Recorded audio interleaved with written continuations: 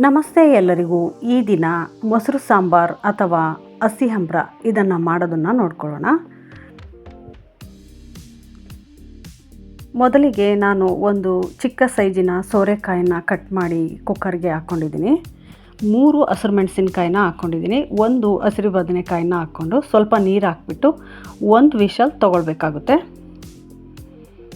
Mixie ಜಾರಿಗೆ 2 tea spoon ಹಸಿ ಕಾಯಿ ತುರಿ, 10ರಿಂದ 15 ಕರಿಮೆಣಸಿನ ಕಾಳುಗಳು, 1 ಟೀ ಸ್ಪೂನ್ ಜೀರಿಗೆ,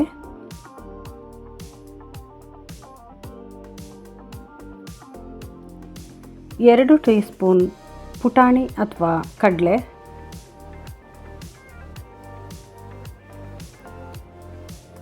ರುಚಿಗೆ ಬೇಕಾದಷ್ಟು ಉಪ್ಪು.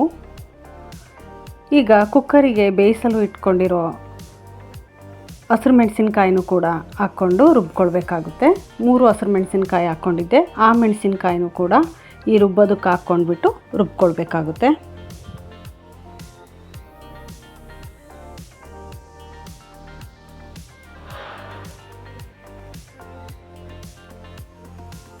ಒಂದು ಗಡ್ಡೆ ಬೆಳ್ಳುಳ್ಳಿನೂ ಸೇರಿಸ್ಕೊಳ್ತಾ ಇದ್ದೀನಿ. ಸ್ವಲ್ಪ ಕೊತ್ತಂಬರಿ ಸೊಪ್ಪು,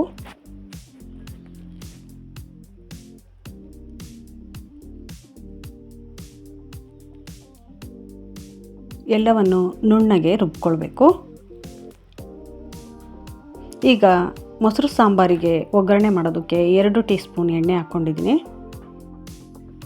ಎಣ್ಣೆ ಕಾಯ್ದ ನಂತರ ಅರ್ಧ ಟೀ ಸ್ಪೂನ್ ಸಾಸಿವೆ,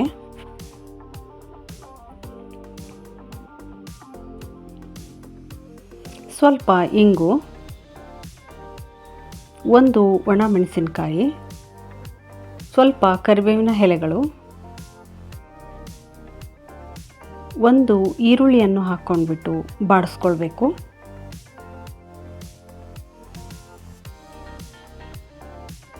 ನಂತರ ಬೇಯಿಸಿಟ್ಕೊಂಡಿರೋ ಸೋರೆಕಾಯಿನೂ ಹಾಕ್ಕೊಳ್ಬೇಕಾಗುತ್ತೆ. ಸ್ವಲ್ಪ ಅರಿಶಿನನೂ ಸೇರಿಸ್ಕೊಂಡಿದ್ದೀನಿ. ಈಗ ಬೇಯಿಸಿಟ್ಟಿರೋ ಸೋರೆಕಾಯಿನ ಹಾಕ್ಕೊಳ್ತಾ ಇದ್ದೀನಿ.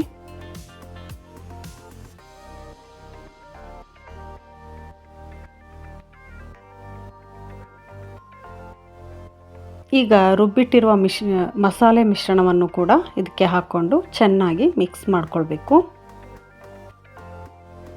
ನಾನಿಲ್ಲಿ ಇದಕ್ಕೆ 350 ಗ್ರಾಮ್ ಮೊಸರನ್ನು ಬಳಸ್ಕೊಳ್ತಾ ಇದ್ದೀನಿ. ಮೊಸರನ್ನು ಒಂದು 30 ಸೆಕೆಂಡುಗಳ ಕಾಲ ಮಿಕ್ಸಿ ಜಾರ್ಗೆ ಹಾಕ್ಕೊಂಡು ರುಬ್ಕೊಂಡ್ಬಿಟ್ಟು ಹಾಕ್ಕೊಳ್ತಾ ಇದ್ದೀನಿ.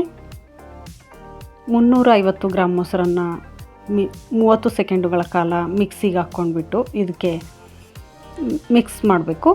ಸ್ಮ್ಯಾಶ್ ಮಾಡಿದ ಬದನೆಕಾಯಿ ಬೇಯಿಸಕ್ಕೆ ಹಾಕ್ಕೊಂಡಿದ್ನಲ್ಲ, ಅದೇ ಬದನೆಕಾಯನ್ನು ಕೈಯಿಂದಲೇ ಸ್ಮ್ಯಾಶ್ ಮಾಡಿಕೊಂಡು ಇದಕ್ಕೆ ಸೇರಿಸ್ಕೊಳ್ಬೇಕಾಗುತ್ತೆ. ಎಲ್ಲವನ್ನು ಚೆನ್ನಾಗಿ ಮಿಕ್ಸ್ ಮಾಡಬೇಕು. ಬೇಸಿಗೆಗೆ ತುಂಬಾ ಆರೋಗ್ಯಕ್ಕೆ ಒಳ್ಳೆಯದಾಗಿರುವಂಥ ಸಾಂಬಾರಿದು.